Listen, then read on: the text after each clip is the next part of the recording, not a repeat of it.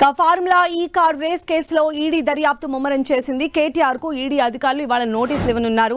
ఇప్పటికే ACB case ఆధారంగా ECIR నమోదు చేశారు. పీఎంఎల్ఏ మనీ లాండరింగ్ కింద కేసు పెట్టారు. త్వరలోనే కేటీఆర్ తో పాటు అరవింద్ కుమార్, బిఎల్ఎన్ రెడ్డికి నోటీసులు ఇవ్వనుంది ఈడీ. మరోవైపు ఏసీబీ కేసులో కేటీఆర్ కు తెలంగాణ హైకోర్టులో ఊరట లభించింది.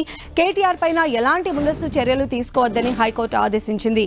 ఈ నెల 30 వరకు కేటీఆర్ ను అరెస్ట్ చేయొద్దని తెలిపింది. అయితే ఏసీబీ దర్యాప్తు కొనసాగించవచ్చని పేర్కొంది.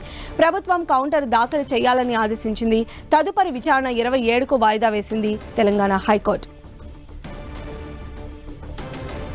దీనికి సంబంధించిన మరిన్ని అప్డేట్స్ మా ప్రతినిధి సునీల్ మనకు అందిస్తారు. సునీల్,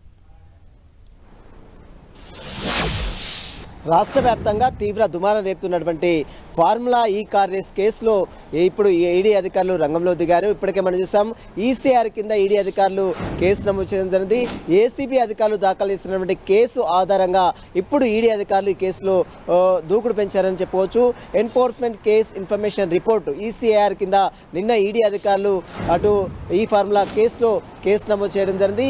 ఇందులో మనం చూసాం ఇప్పటికే ముగ్గురుపై అటు ఏసీబీ ముగ్గురుపై కూడా కేసు నమోదు చేసింది. ఇందులో A1గా మాజీ మంత్రి బీఆర్ఎస్ వర్కింగ్ ప్రెసిడెంట్ కేటీఆర్ తో పాటు మరోవైపు అటు గతంలో పనిచేసినటువంటి ప్రిన్సిపల్ సెక్రటరీగా పనిచేసినటువంటి అరవింద్ కుమార్ తో పాటు అదేవిధంగా HMDA మాజీ చీఫ్ ఇంజనీర్గా ఉన్నటువంటి బిఎల్ఎన్ రెడ్డి ఈ ముగ్గురిని కూడా నిందితులుగా చేర్చింది ఏసీబీ.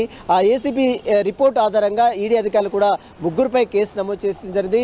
త్వరలోనే ఈడీ అధికారులు ఆ ముగ్గురికి కూడా నోటీసులు ఇచ్చి విచారించాలని భావిస్తున్నారు. ఈరోజు సాయంత్రం వరకు కూడా ఆ ముగ్గురికి నోటీసులు ఇచ్చేందుకు ఈడీ అధికారులు రంగం సిద్ధం చేసినట్లు కూడా సమాచారం తెలుస్తుంది. ముఖ్యంగా విదేశీ సంబంధించినటువంటి పెట్టుబడులు కావచ్చు, మరోవైపు ట్రాన్సాక్షన్ డబ్బులో మనీ ట్రాన్సాక్షన్ సంబంధించిన వివరాలు వీటన్నిటికి సంబంధించిన దానిపై కూడా ఈడీ అధికారులు పూర్తిగా కూపీలాగే అవసరం ఉంది.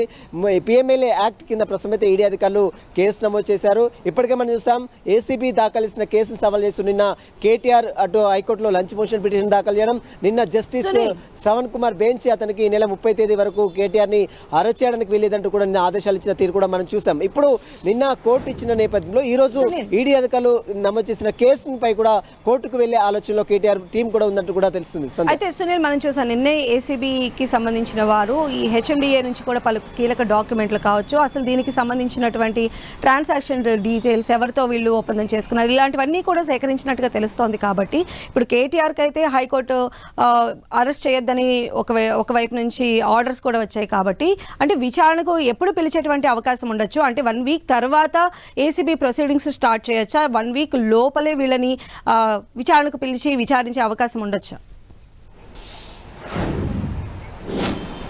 ఏసీబీ దాఖలు ఇచ్చిన కేసులో కేవలము అతనికి ఈ నెల 30 తేదీ వరకు కేటీఆర్ని అరెస్ట్ చేయొద్దు అని మాత్రమే ఇచ్చింది. కానీ ఇన్వెస్టిగేషన్ మాత్రం యథావిధిగా కొనసాగించుకోవచ్చు. ఇన్వెస్టిగేషన్ ఎక్కడ కూడా ఆపాలని కోర్టు ఎక్కడ కూడా ఆదేశాలు జారీ చేయలేదు. దీంతో అటు కేటీఆర్కి త్వరలోనే అటు ఏసీబీ అధికారులు నోటీసులు జారీ చేసి విచారించి అతని యొక్క స్టేట్మెంట్ కూడా నమోదు చేసుకునేందుకు ఇప్పటికే ఏసీబీ అధికారులు కూడా సిద్ధమైనట్లు కూడా మనకు సమాచారం తెలుస్తుంది. మరోవైపు ఈడీ అధికారులు ఇప్పుడు రంగంలో దిగారు. కాబట్టి ఈడీ అధికారులు త్వరలోనే నోటీసులు జారీ చేసి ఖచ్చితంగా కేటీఆర్తో పాటు అరవింద్ కుమార్ని మరోవైపు బిఎల్ఎన్ రెడ్డి కూడా ముగ్గురు కూడా ఈడీ అధికారులు కూడా విచారించే అవకాశం. ఎప్పుడైతే ఈడీ అధికారులు కేసు నమోదు చేశారో ఆ క్షణమే ఈరోజు హైకోర్టులో క్వాష్ పిటిషన్ కానీ లేదా మరొక హౌస్ మోషన్ పిటిషన్ కానీ, ఎందుకంటే ఈరోజు సాటర్డే కాబట్టి ఖచ్చితంగా హౌస్ మోషన్ పిటిషన్ వేస్తారని కొంత సమాచారం కూడా తెలుస్తుంది. ఎందుకంటే ఇప్పటికే ఏసీబీ దాఖలు చేసిన కేసుపై ఇప్పటికే అరెస్ట్ 30 తేదీ వరకు అరెస్ట్ చేయొద్దని ఇప్పటికే కోర్టు ఆదేశాలు జారీ చేసింది. కాబట్టి ఈ పిటిషన్ కూడా ఈడీ అధికారులు దాఖలు చేసిన కేసులో కూడా అతనికి హైకోర్టులో పిటిషన్ దాఖలు చేసేందుకు కేటీఆర్ కూడా సమాయత్తం అవుతున్నట్లు కూడా కొంత సమాచారం తెలుస్తుంది. త్వరలోనే అటు ఏసీబీ అధికారులు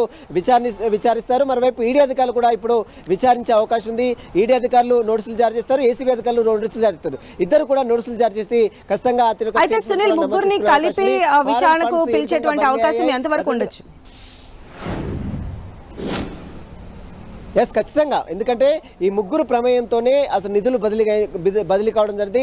FEO కంపెనీకి ఏ విధంగా బదిలీ చేయడం జరిగింది, అసలు బదిలీ చేయాలని ఆదేశాలు ఇచ్చింది ఎవరు, అది అప్రూవల్ చేసింది ఎవరు, అసలు ఎవరు దీన్ని అటు గవర్నమెంట్ దృష్టికి తీసుకురావడం జరిగింది. ఎందుకంటే కేబినెట్ ఆమోదం లేకుండా, ఫైనాన్స్ సెక్రటరీ ఆమోదం లేకుండా, RBI అప్రూవల్ లేకుండా ఏ విధంగా మీరు బదిలీ చేశారు, ఇదంతా కూడా నిబంధనలకు విరుద్ధంగా బదిలీ చేశారనేది అటు పోలీసులు కావచ్చు, అటు ఏసీబీ చెప్తున్న ప్రశ్న. మరోవైపు ప్రభుత్వం మాత్రం కేటీఆర్ కేటీఆర్ మాత్రం ఇదంతా కూడా సక్రమంగా జరిగింది, ఇదంతా కూడా అగ్రిమెంట్స్ ప్రకారమే జరిగిందని కూడా కేటీఆర్ చెప్తున్నారు. మరి దీనిపై అటు ఏసీబీ అధికారులు ఏ విధంగా దర్యాప్తు చేస్తారు, మరోవైపు ఇప్పటికే రంగంలోకి దిగినటువంటి ఈడీ అధికారులు దర్యాప్తు ఏ విధంగా కొనసాగిస్తారో, తొలిలోనే నోటీసులు జారీ చేస్తారా లేదా అనేది కూడా చూడాల్సింది చెప్పవచ్చు. సంధ్య. Okay right Sunil.